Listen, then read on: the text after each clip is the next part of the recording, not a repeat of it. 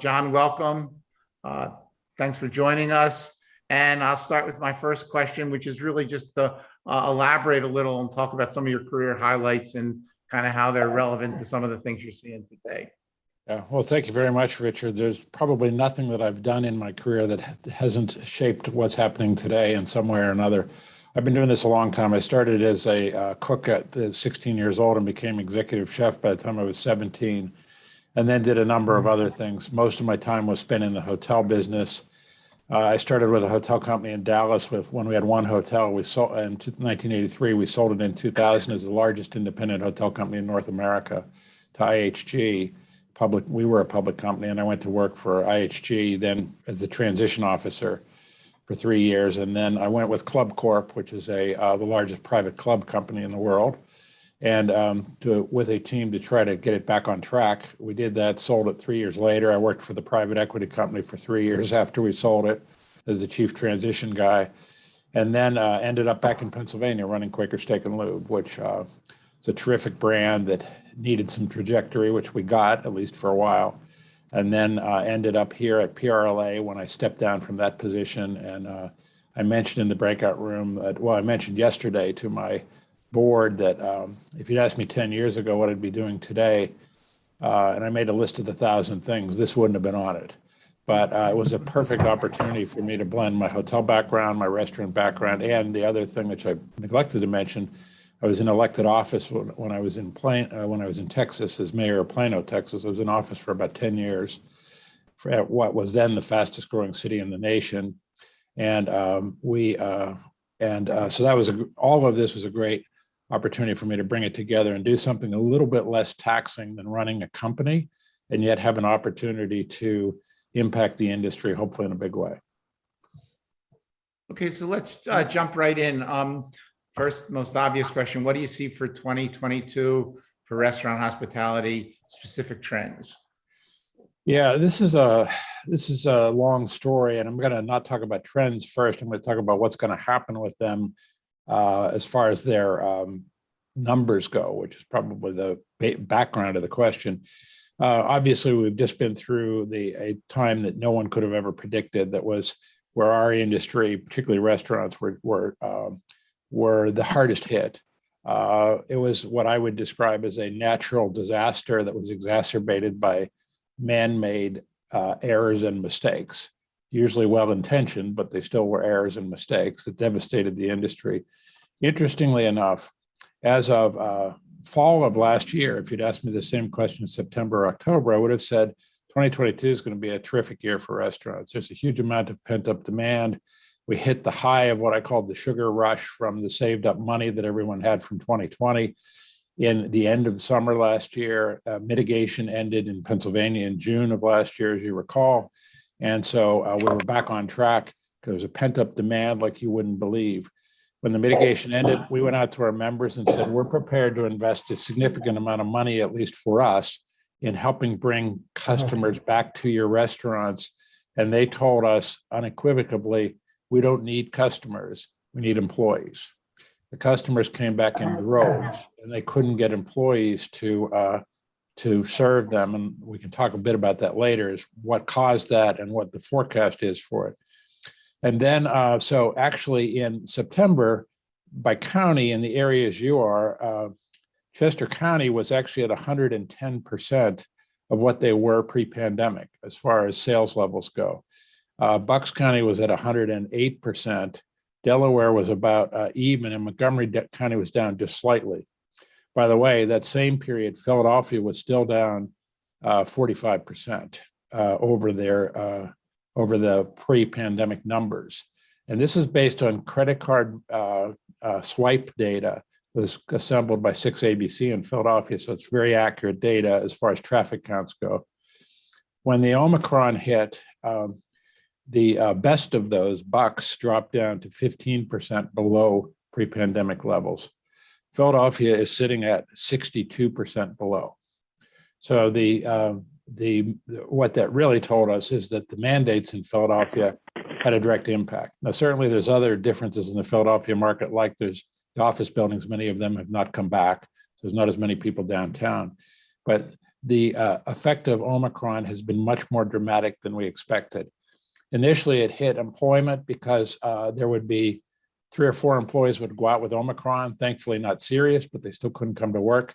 They'd come back, 3 or 4 more employees would go out, and we were already understaffed. So the vast majority of restaurants in Pennsylvania, for example, 56 have reduced hours of operation or days that they're open. 59% are closed on days that they would normally be open, and 22% reduced seating capacity. And all of this is because of the staffing issues. And then now, while staffing is still an issue, customer counts have dropped off fairly dramatically because of the effect of the Omicron and certainly the publicity surrounding it. So for 2022, I think we're going to get beyond this fairly quickly. I think the experts, if there actually are any out there, seem to think that where this is going to be, the virus is going to burn itself out, so that we should be on the downslope of all the problems with the virus within the next month or two. And so again, like we saw last summer, the pent-up demand will be huge for restaurants. The one difference is that the people blew through all that money they saved during the pandemic because they couldn't spend it anywhere. And and restaurant prices have to go up. They went up about 4.5% last year. You would expect in a normal year they'd go up 2 to 3%. I wouldn't be surprised if they're into 8 or 9% this year because of wholesale food prices. Last year, by the way, grocery store prices went up more than restaurant prices did, but on a percentage basis. But this year, restaurants are already exceeding grocery store prices pretty significantly. So a combination of the higher prices, the fact that people have blown through a lot of the money they saved, and the pent-up demand will wear off a bit.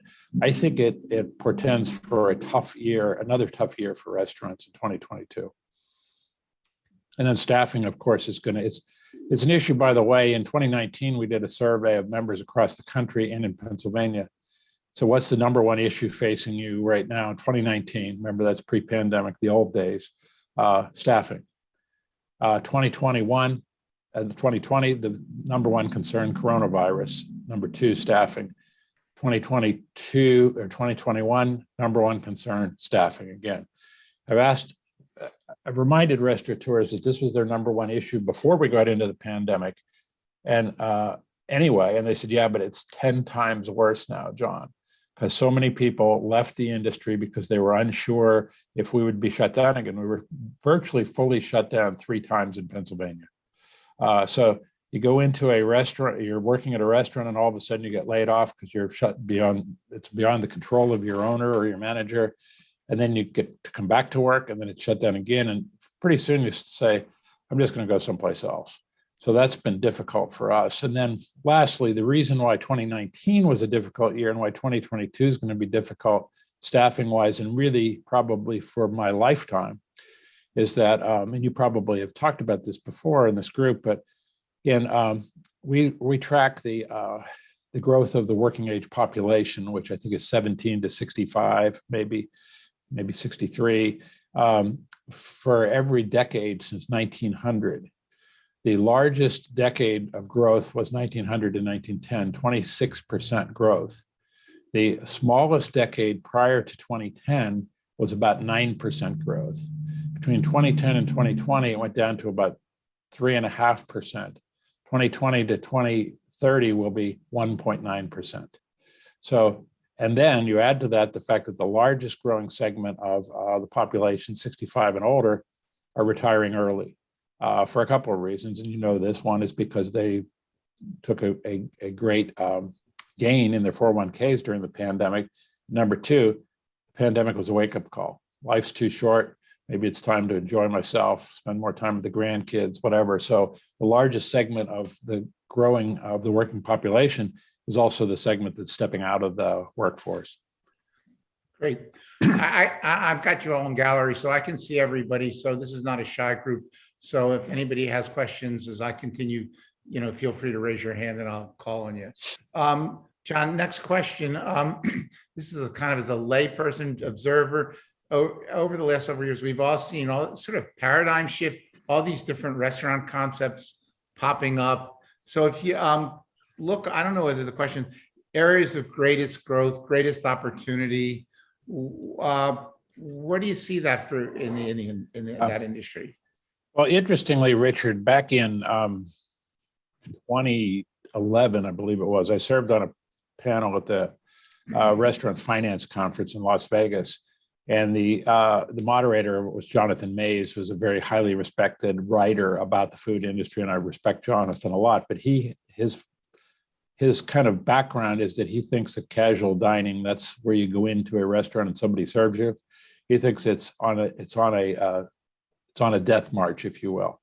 So I was the casual dining representative as a large franchisor of casual dining, and then we have a quick serve person and a fast casual. Fast casual would be a place like Panera, where you go in and you order it, and then they either bring it to your table, but you have no other service, or you go pick it up at the counter. And then quick serve, of course, is McDonald's, Burger King, Wendy's. I made the argument that casual dining will never go away, because that's where life's memories are made, in a restaurant where you had that great experience. Maybe you proposed to your wife or proposed to your husband, whatever it might be. And so it's always going to be the experience that people are buying. I still believe that, and I think we've really proven that out. He was wrong. The casual dining didn't really go on a demise. Everybody was predicting fast casual is going to be the future.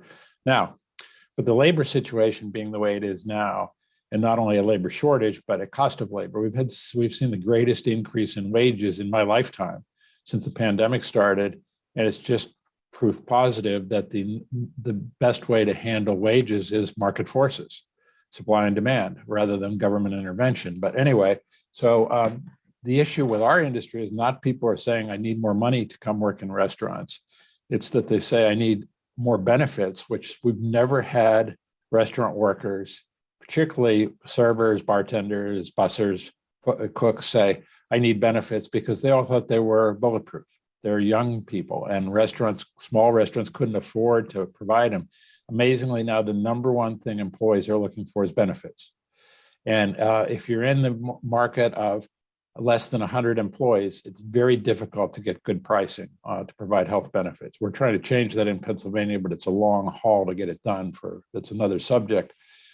Anyway, so it's going to be more and more difficult to get employees. It's going to be more and more expensive. So you're going to see hybrid models where and actually Buffalo Wild Wings, that we all know, started out with this model, and they abandoned it because they couldn't make it work.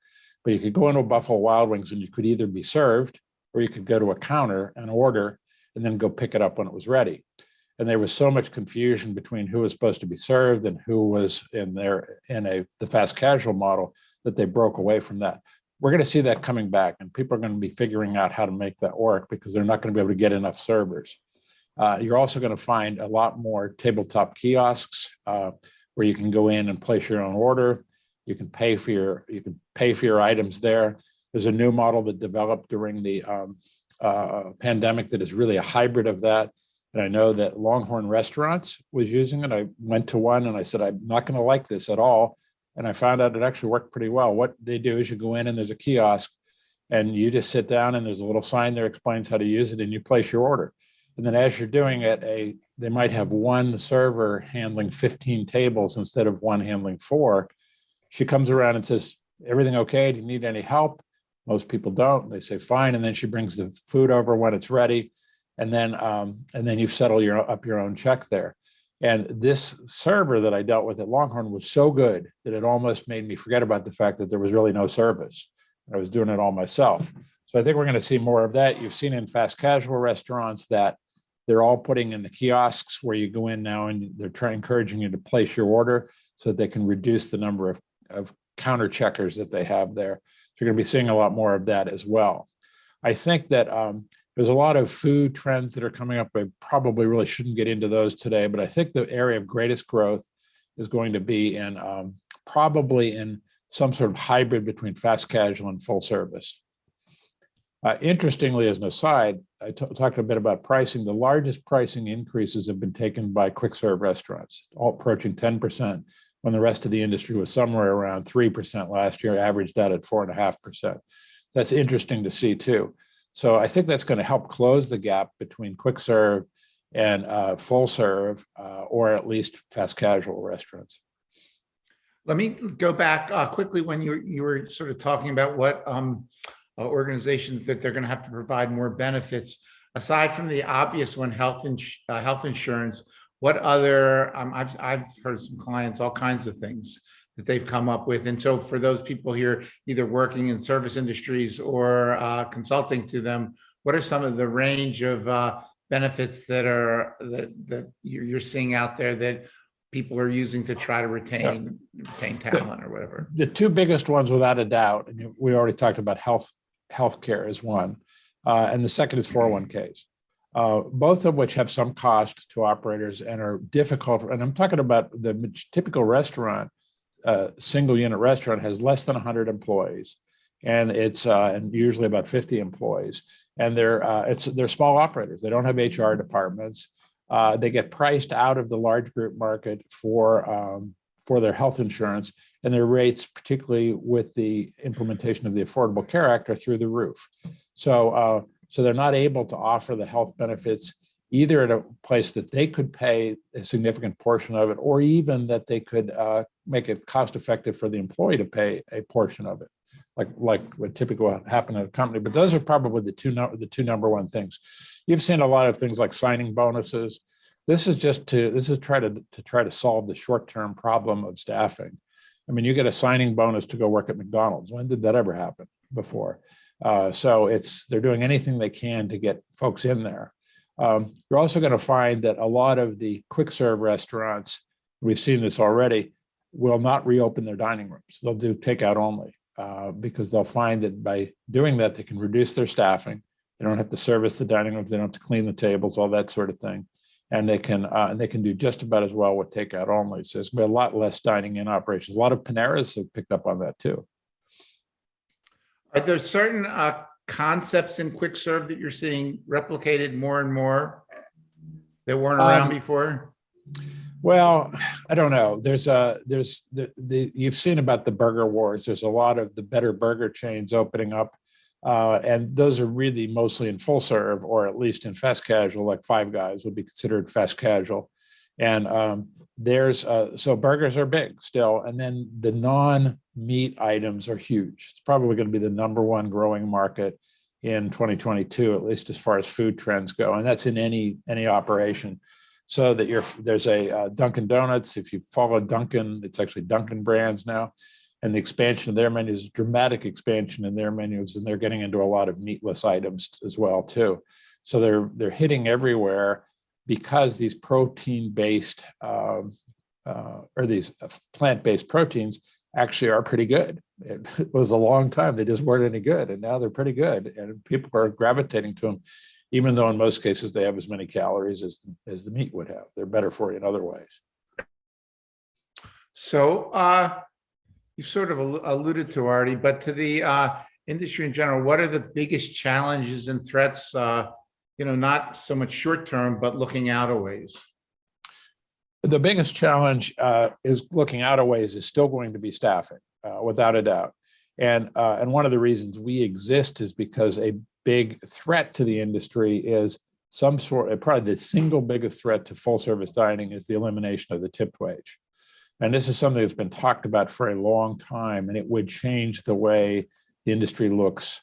You would hardly recognize it when it was done with, because the elimination of the tipped wage, in simple terms, if you don't follow what I'm saying, is there's been a push by certain groups to eliminate the tipped wage or the tip credit.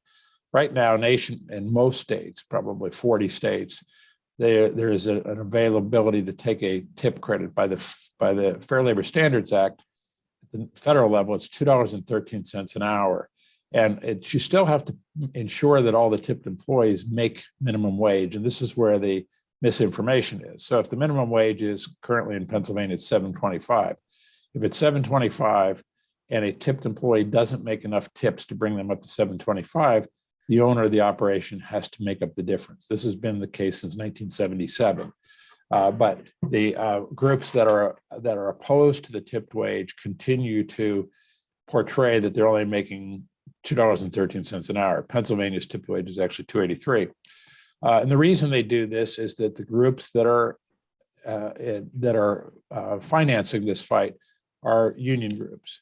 And one of their expansionary areas is into the service industry. The majority of the employees in the service industry, at least in full service restaurants, are tipped employees. They don't have enough hourly pay on their paychecks in order to be able to make them effective members where the union could take enough dues out of their checks. So they need to get them to a $15 straight wage and eliminate, and what that would do is, by the way, that would eliminate the tipping system. They like to make people believe that if you paid $15 an hour, you'll still get your tips. It's not going to happen. Everywhere that the tipped wage has been increased, the tipping system has been eliminated. The tipped employees have made significantly less money than they made before when they had the tipping system. So in the East, when it's been proposed in Maine, the three examples I can give are Maine, Michigan, and Washington, D.C. In each case, the tipped employees, not the restaurant association, rose up and overturned it because they wanted their tips back. So that's, but it's still a challenge because of the fact that it's easy to portray it information. And so consequently, that's probably the biggest challenge to full service industry. Current biggest challenge is, and this is is supply chain and staffing. I mentioned staffing, and we probably talked enough about that, but supply chain is a huge issue right now. And you see this on menus because of the fact there's so much white space. You go into a restaurant and where there used to be items, you go into a restaurant, it used to be the server would say, there's one or two things that we're out of tonight. And now they go through a list of 10 things every night that they're out of. And the reason they're out is not because they're not doing their good job ordering. It's because they literally can't get the product. Richard, so Steve came up with a great question here now about all the factors discussed here are going to have to lead to lower profitability. And is that going to drive further industry consolidation? It's a good question, and absolutely. The profit margin in most restaurants is somewhere between 4% and 7%. So there's not much room to have lower profitability. What's really going to happen, and was this from you, Taylor, or from Steve? That's from Steve. Yeah. Okay. Anyway, Steve, the other, what's going to happen is they have to find more ways to be more efficient. Some things that happened during the pandemic is restaurants picked up efficiencies. One of the ways they picked them up is restaurants that had never done much with takeout food, to-go food, now do a lot with it. Richard, you and I met each other through Mike Axiotis, is the CEO of Lehigh Valley Restaurant Group. Not sure he's here today, but Mike's going into the pandemic, his group, which was Red Robin Restaurants, had about 10% in to-go business of their total sales, which is not unusual. That's probably good for most full-service restaurants. They're now running about 30%, even when their inside sales came back to the full numbers. So in other words, they have more sales because of the fact that they maintained this business, this takeout business. They learned how to do it well, to package it well, to make their food travel well. And this is something that will stick around. Anytime they're serving something to go, it's going to be more profitable than serving something in the restaurant because there's no service involved in it. So that's one of the ways they're going to be able to survive the other higher costs, food costs and labor costs. There's going to be less labor for sure. There's nothing you can do about higher food costs except maybe some menu engineering, getting people to buy lower cost items from your menu, but that's not necessarily going to be enough. So it's going to have to be picked up in labor and through technology advances. While I'm on it, there's a question about delivery. The two things that effective restaurant groups did to survive this, probably the two most important things were they developed to-go business, like I just mentioned, Lehigh Valley Restaurant Group. The second is they set up delivery services. Delivery has become huge, and that's not going to go away. Most of them used third-party delivery services, and we worked with a lot of the third parties, and many of them were helpful in helping restaurants get up and running almost overnight. They'd never delivered before, and all of a sudden they're able to do it. So we appreciate that. But they also take a significant amount in fees. So we're trying to work with them to keep the fees down. And Philadelphia just passed an ordinance that we worked with the city council on, capping the fees for delivery services in Philadelphia. What's interesting about Philadelphia's ordinance is that we worked with the delivery companies too. So it's unlikely they're going to sue the city and get a stay on these fees, like have happened in almost every other city where they tried to cap fees. So we've had a lot of people in other parts of Pennsylvania say, well, when are you going to get legislation in Harrisburg to cap the fees? Well, we're never going to get it there, because if we put it in Harrisburg, the delivery services would pull out, and the restaurants need them, even if they might feel overcharged. So a question from Harris. Yeah. Go ahead, Harris. I didn't mean to take over the moderator role, Richard. No, that's sorry. quite all right. We're very informal. Harris, did you have a question? Yeah, I had stepped away. John, I don't know if you want to address this, but I was curious about ghost kitchens and if you think that has any staying power in the industry. Yeah, absolutely. A ghost kitchen is a place that makes food but doesn't have any storefront, essentially, and they make it to get to people through delivery. I think it's a big deal, because you can, think of all the money you can save by not putting in all the front of the house and the things that you have to do in that. And there's a lot of spaces available. One of the things that was a trend in the restaurant industry forever is when a restaurant, you've seen this, think of it in your communities, a restaurant goes out of business and all of a sudden there's another restaurant in there a couple of months later. They just keep turning over so quickly, because restaurant industry is easy to get into. And frankly, a lot of people say, well, if my mom was a good cook and I went out to eat, I could run a restaurant. That's usually the kiss of death, but that happens a lot. So the spaces turn over. It's not going to happen as much now, because it's going to be harder to get financing for restaurants coming out of the pandemic. There's a lot of money out there, and talking about consolidation, you mentioned earlier, there's a lot of money out there for big deals, particularly private equity. And there's a lot of money on the sidelines right now looking for a place to go. So you will see small restaurant groups picked up by private equity, maybe combined with larger groups. There'll be a lot of consolidation there during this time period. But when you're talking about a single unit restaurant that closes and it needs a single unit operator to come back in, it's not going to get reoccupied as quickly, which could be devastating for our downtowns, because the downtowns see their resurgence based on the restaurants that first move in. Think of Bethlehem and the great job they've done there, and a lot of it is with the restaurants that have come in. Lancaster, same thing. Pittsburgh. Ben, you have a couple good questions you want to ask them? And Pastro? Ben? I can ask. Ben? I'll ask. So Ben had two questions. First, do you expect food delivery services to continue to expand and be embraced by restaurants? And second, what are hotels doing to combat the impact of Airbnb type of options available to travelers? Yeah. Both great questions. Yes, the delivery services will expand. And what was the second part of that about the restaurants? Delivery services? Will they embrace them? Yeah.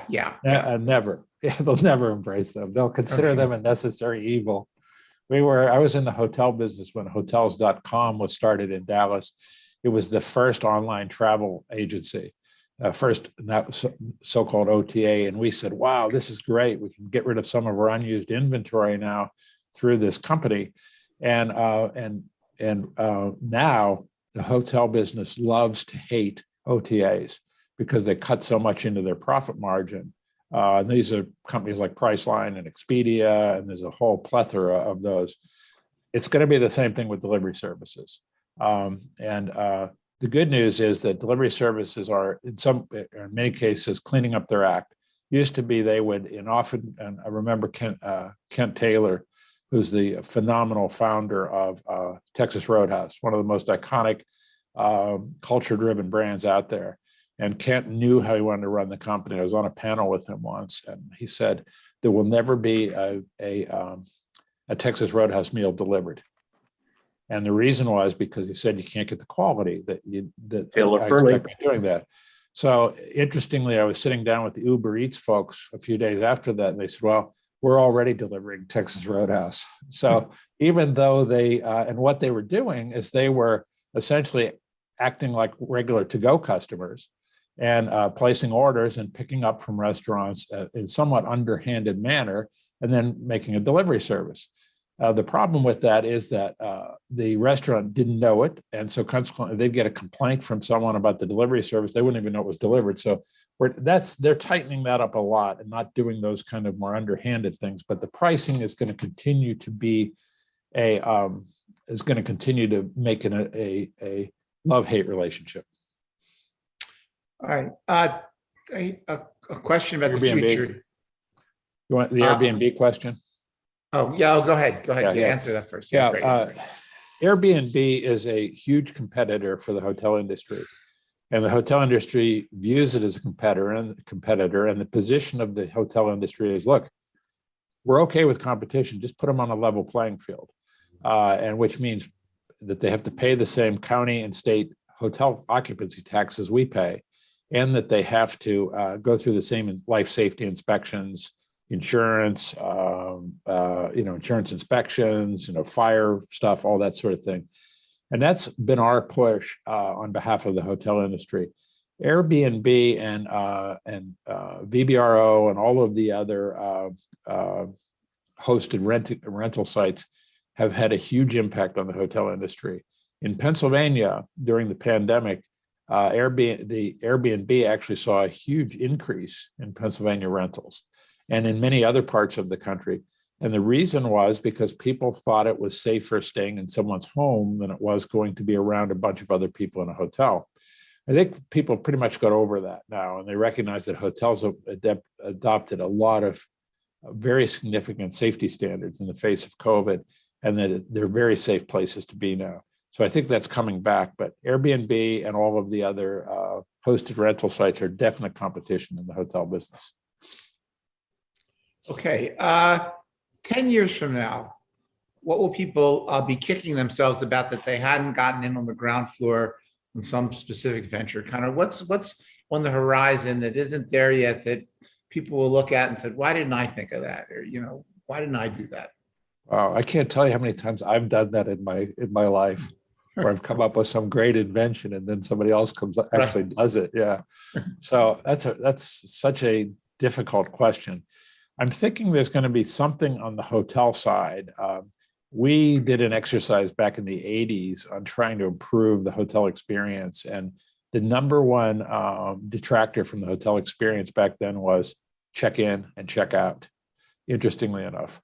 And and you've seen the results of that. Now you can check in before you ever get to the hotel. You can do it by checking in on your phone, and then you can use your phone for your key to your room. There's going to be something like that that's going to happen in the hotel business. It's going to be revolutionary. It's going to cause people to feel that they're going to say, I wish I'd come up with this. Our company came up with, after the tragedy of September 11th, 2001, what we called express cleaning.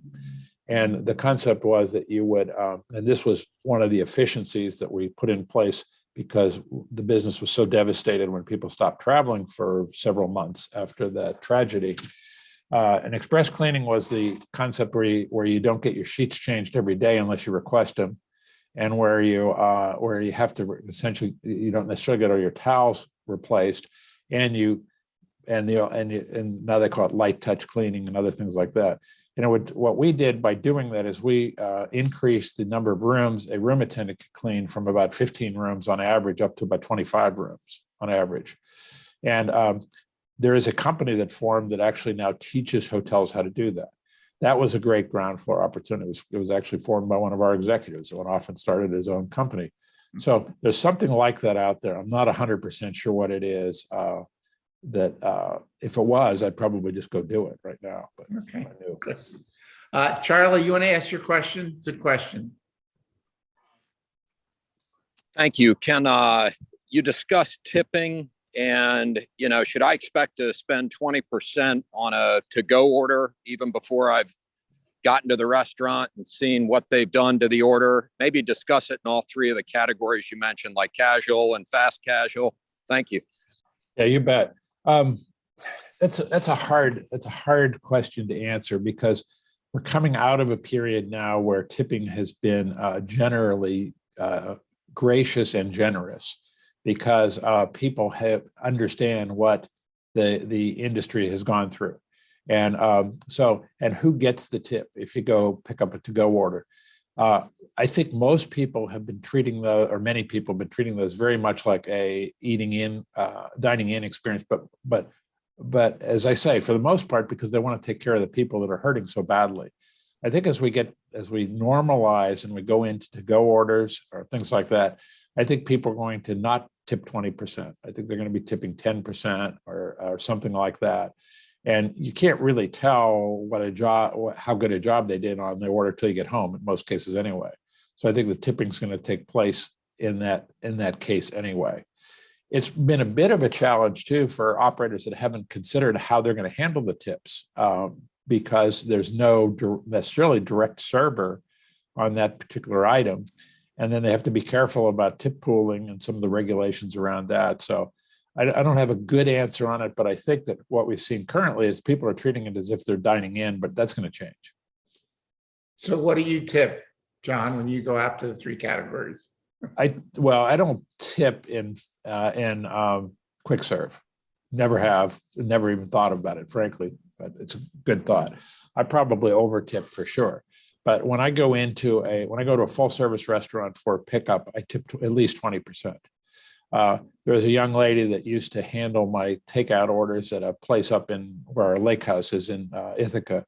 And at Christmas time, I was in picking up an order, and I just, I handed her $50 because I said, they've been through so much here. And I think there's a lot of that going on now.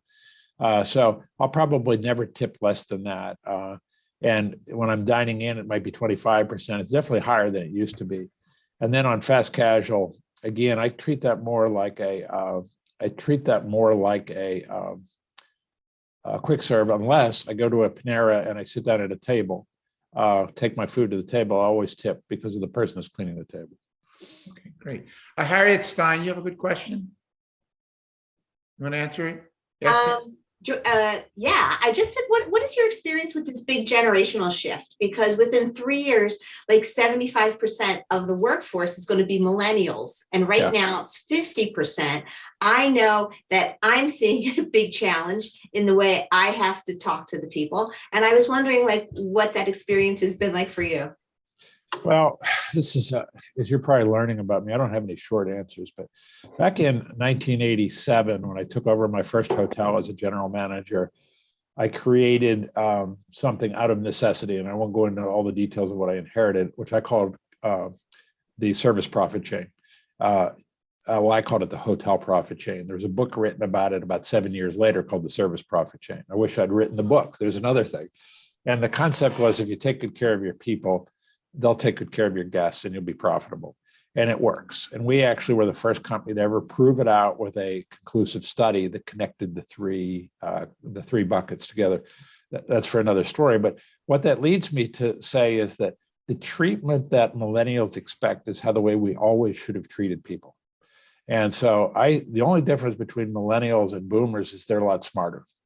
I wish that I had understood the importance of balance of life back when I got back in this business. When I got in this business, I was working 90 hours a week and more. And I respect them for that. And people say, oh, these young people don't want to work. No, they just haven't figured out that life isn't all about work. There's more to life than work. And I have 2 millennial kids who, by the way, and you probably know if you've studied millennials, there's a millennial and there's the millennial split. And they're more of the millennial split. So in many ways, they act more like boomers. But still, my son went out on Wall Street and worked for 6 or 7 years on Wall Street. He said, Dad, there's more to life than this. And he left. He took 6 months off and he landed in a position now where he's doing very well. My daughter is probably the most successful executive that works regular hours that I've ever met. I don't know how she gets away with it, but she does. So I think we have to adapt to that. And we have to start by recognizing that we have to have a great place to work culture. The difference between the restaurants that are surviving now and getting enough staff to at least open most days is they had a great place to work culture when they went into the pandemic, and they still have a great place to work culture today. Certainly have to pay right, but that's my number one piece of advice I give anyone, which we developed a long time ago, and we kept figuring out ways to make it better and better and better. That's all millennials want. They want to be respected and treated well in the workplace and treated like equals. This concept that you have to pay your dues, what's that all about? I don't understand that. And I think that, and I think we should just recognize that and recognize the good that they bring to the table. And they have fresh ideas. They have better ideas than we do. They're smarter than we were, and they have better ideas. So we have about 15 minutes. Let's transition. This is a great transition to talk a little bit about leadership and management in the service industries. First question, what are some of the sort of the key leadership management competencies required for success in 2022, which you already just started talking about, really? I did. And let me tell you that what I think, and I've had this question so many times on different panels, and there's so many important leadership qualities, but I'm gonna settle in one right here with a quick story. When we did this study, we did it at Club Corp to prove out the service profit chain. The professor that we worked with from Cornell also wanted to create a trust quotient. How important is trust of your leader? And in fact, the study was so successful that he wrote a book on it called The Integrity Dividend by Tony Simons. I highly recommend it. And what he did is we went out and we took 100 clubs. We did member surveys, employee surveys, and then we looked at their GOP compared to plan, gross operating profit compared to plan. And then we took it one level further to see what the trust index of the general manager was. And he was able to connect directly the GOP to the trust index too. At that time, the typical employee across America, if you ask them if you trust your leader, probably less than 50% would say yes. We had one survey come in and our company average came in at maybe 70%. Pretty good. One came in at 97%. And this was Tom Carter. He ran a little club north of Atlanta. And I called Tom from the home office and I said, Tom, I said, we just got this survey back and your trust quotient is 97%. There was a pause and he said, okay. And he said, what's that mean? And I said, it means you're off the chart. We've never seen this before. And I said, what are you doing that causes your people to trust you so much? He says, John, I don't know. He says, the only thing I can tell you is I try to be transparent. He said, I tell them as much as I can, not as little as I can get away with. I involve my team members in all the decisions that we make. And we operate in side-by-side sort of fashion. But the biggest thing is transparency. So transparency, I think, is going to be huge. And we see this everywhere, and because that leads to trust. Right behind that, a good friend of mine, Ted Tang, that used to run Distinctive Hotels of the World and Wyndham Hotels before that, he and I served on a panel together, and we were asked the question, what's the number one characteristic of a leader? And he said, a leader loves his employees. I always loved that comment. In fact, it chokes me up when I think about it, because if you really do that, and this goes back to your question too, Harriet, if you really do that, then you're going to create that great place to work. You're going to have the transparency. You're going to treat everybody as they should be treated. One of my favorite books on leadership, my favorite book, not one of mine, is the book called It's Your Ship. That's Ship, S-H-I-P. If you haven't read it, by Commander Michael Abrashoff, and it is a tremendous book about side-by-side grassroots leadership. I love that book. I've used so many of his principles. Okay, similar. Who are some of the best leaders you've seen or worked with, and what made them great? Tom Carter was great. He was a great general manager, little club north of Atlanta, but he was great. When we sold the Club Corp to KSL Capital Partners, the private equity firm put in one of their partners as our CEO, Eric Affeld. And this was a 50-year-old family-owned business that was really focused on building relationships and enriching the lives of the members and the employees, and we called them employee partners. And all of a sudden, it was owned by private equity. And you know what that means. If you've been through a transaction, you can imagine what comes out of it. So Eric came in, one of the partners, as the CEO. And I've never met anybody who could balance the things that had to be done in private equity and yet at the same time understand the importance of having a heart. And Eric was a transformational leader as far as a private equity company goes, particularly buying that kind of buying an organization like ours. So we had to significantly cut benefits to employees because that was in the business plan of the private equity firm. And yet he would come back and he got me to create what we called the the Employee Partner Cares Foundation. And now it has raised somewhere like $15 million and distributed to Club Corp employees that were in need. This is in the middle of a private equity takeover. I said, Eric, we don't have time for this. I said, we have to create 501c3s in 33 states to get this done. He said, it's important that we take care of our employees. I want you to do it. So I love that about him. The other thing that Eric said to me is that the number one trait of a great leader is curiosity. And I love that concept because if you think about it, that's really where you get the answers, is asking the right questions. You know, we're asked to solve problems as leaders every day. That's what our job is, solve problems. And what's the best way to solve problems? Ask the right questions. Okay, we have a question from Fred, but also what was the name of the book again for those? It's Your Ship. And Michael Abrashoff took over his first ship as commander, and it was the worst ship in the U.S. Navy, the USS Benfold. And he was determined to make it the best ship, which he did in 18 months. And it goes through all of the reasons how he did it. And the number one thing he did was he abandoned the typical military concept of command and control. Okay, great. Fred Kaplan, you have a good question? Fred Lee. Oh, there he is. Yep. Go ahead, so, ask your question. So for John, I've served in leadership roles in the PRLA for a number of years, so I sort of have an inside, I guess, perspective on that. And over the last few years, I know PRLA no longer has sales professionals going out to find new members, and yet it's a membership organization, as is Beacon, our group, as a membership organization.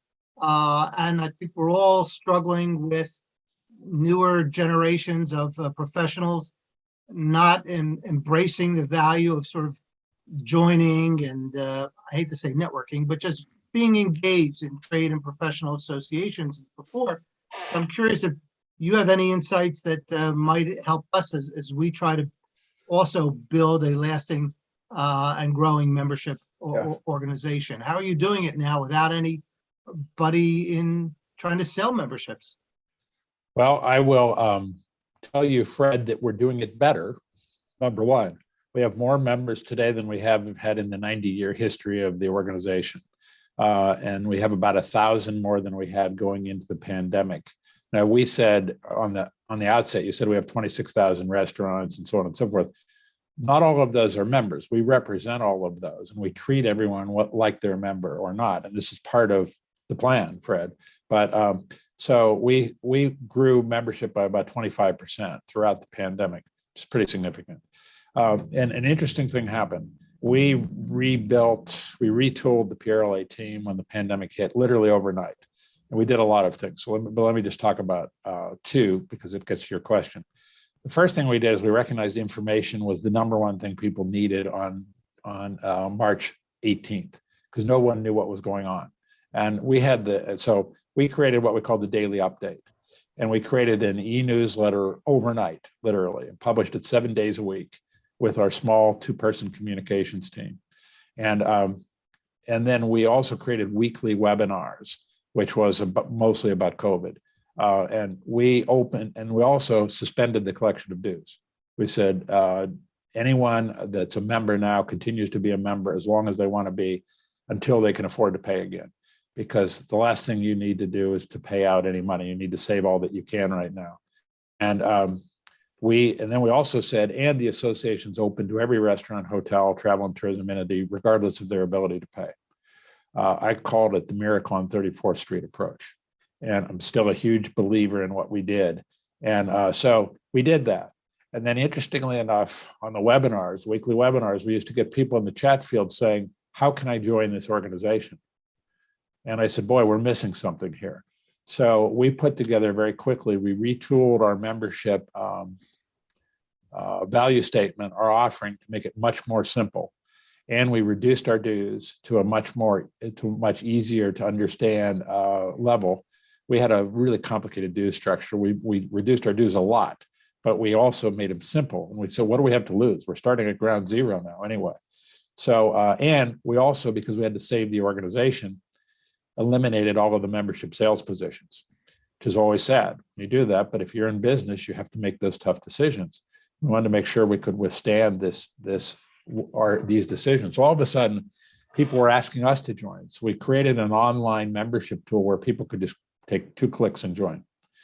And then we created tools for our volunteers around, like Fred, around the state that might have colleagues that would join if we made it simple enough. So we gave them good, easy to understand collateral material to quickly sign people up. You could click on the link on my signature line on my email and sign up literally in 15 seconds. All of these things led to, and we had, this is incredible, we had 15 billion press impressions throughout the pandemic, because particularly when Governor Wolf made the decision on July 15th of 2020 to close restaurants again, which we thought was ill-advised, and there was no working with the administration anymore in a meaningful way, we kind of took it on with facts. And so we were in the press all the time. And everybody loves their restaurants, and everybody hates to see their restaurants hurt. So we had a lot of press coverage, which was unplanned, that also helped with this mission to grow membership. So a lot of things came together. But so I've been asked, well, when are you going to go back to stop serving people that don't pay their dues? And the answer is, as long as I'm here, never. We're going to take care of the people, and eventually they'll come around and join. And if 1 out of 10 gets all the services for free, that's okay. That's a small price to pay. So it's been a really good focus for us. Things are going well. I don't know how this applies to the Beacon Group, but getting the word out about what we do, and then not asking people for money, but letting them offer money, has worked really well. Great. All right. So maybe a good question to wrap this up. What advice do you have for a young person going into the industry, either as an entrepreneur, an executive, or I'll add somebody that just, we all know, who's passionate about either food or service, et cetera, and that's just what they want to do? Well, my first piece of advice is go into the industry. And that's our biggest problem we have right now, is that we have people that aren't going into the industry because they've come to believe it's not an industry of opportunity. And that's why we put together this, when our members said, we need employees, not customers, we started the Level Up campaign, which has been a terrific success on mostly social media, to encourage people to go into the industry. But that's not really your question, Richard. My piece of advice is very simple. Find an organization that's stable, number one.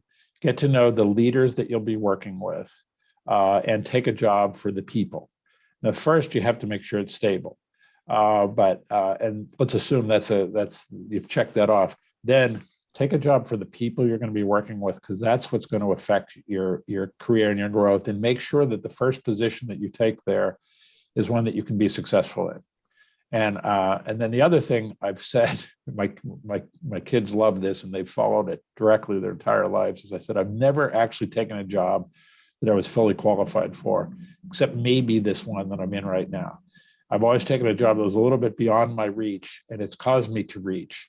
And that's been very good, as long as you're sure you can be successful at it. But the biggest mistake people make in getting into a job is they don't properly interview their boss. If you don't go to work with somebody that you fully trust and that you respect, you're never going to get where you want to get. And it's just like I said, the second most important person in your life after your spouse is probably your boss. And you would never marry someone you didn't trust. So you've got to find somebody that you have that same level of trust. I've been very blessed to work with some terrific people throughout my entire career, and I've always defaulted. And the other thing I always recommend to people is default to yes. The typical response when you're asked to do something is to say no, because you always think of all the reasons you can't do it. Even if somebody says, hey, would you like to go on an Alaskan cruise? First thing you do is think of all the reasons you can't go. And what you ought to do is think of all the reasons you should go first and default to yes. And because I've done that, and you talked briefly about it, I've gotten to do some amazing those in my life that I can't even believe I did. Just because when somebody asked me, will you do this? I said, yeah, I'll do it. And I think those are the things that have been most important to me. A couple of minutes left. So that's all. Those are all my questions. Anybody have any final questions or thoughts or anything? Raise your hand if you do.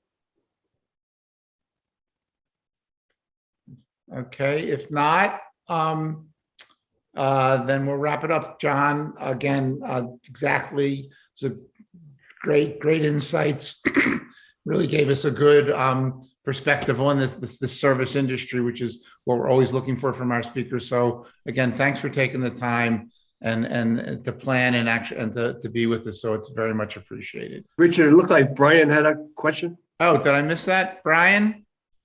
Yeah, I just had a quick question, John, on the lines of technology.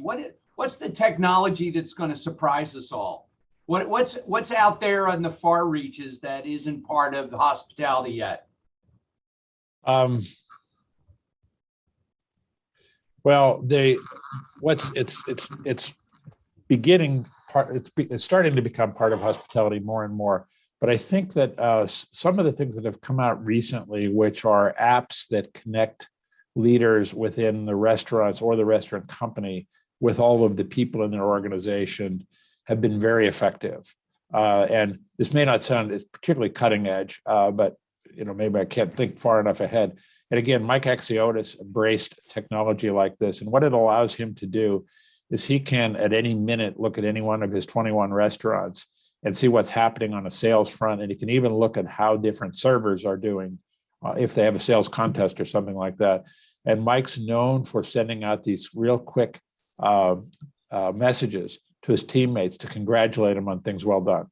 I had one of our people come to me last night, one of our leaders, our volunteer leaders who runs a restaurant in the Hershey area.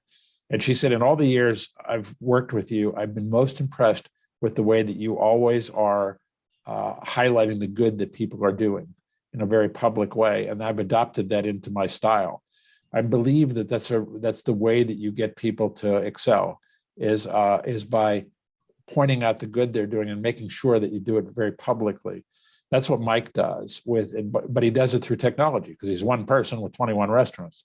And yet he is the face of the company. And you can imagine getting a text, it's kind of a text from the CEO on a Saturday night, congratulations on being the leader in the margarita contest tonight or whatever it might be. And sometimes it's just congratulations on little things like that he knows about. He could also shoot a photo when he goes into a restaurant if he sees something really good and then hit a button and it goes out to any group he wants it to go out to. So this is a way to be more transparent and to connect better with and have an opportunity to pat people on the back more than can be done in the physical way of just going out to the restaurant and running into some people. The one that he uses, a company is put out by a company called Shift One, but there's a few other companies that are doing it now too. And Shift One was originally, and I can't even remember what the original concept was, but they realized that the number one thing they needed to do was to turn their app into a retention tool. And that's exactly what it's done for. It's one of the things that's helped with Lehigh Valley Restaurant Group. The number one thing that they hang their hat on is they create a great place to work culture. They really do. And they focus on that. And it's one of the reasons they've had less staffing problems than most casual dining chains since the pandemic started. Beacon is the premier executive networking organization serving the Mid-Atlantic region. To learn more, go to beaconforlife.org.